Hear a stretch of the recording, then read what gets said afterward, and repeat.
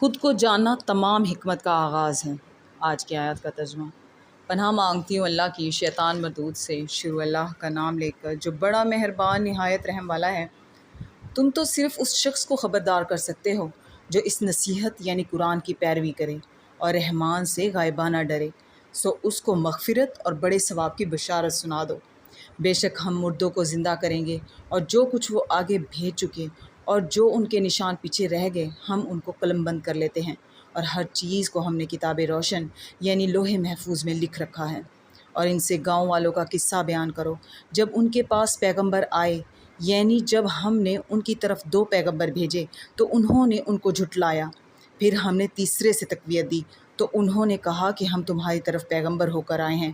وہ بولے کہ تم اور کچھ نہیں مگر ہماری طرح کے آدمی ہو، اور رحمان نے کوئی چیز بھی نازل نہیں کی، تم محض جھوٹ بولتے ہو۔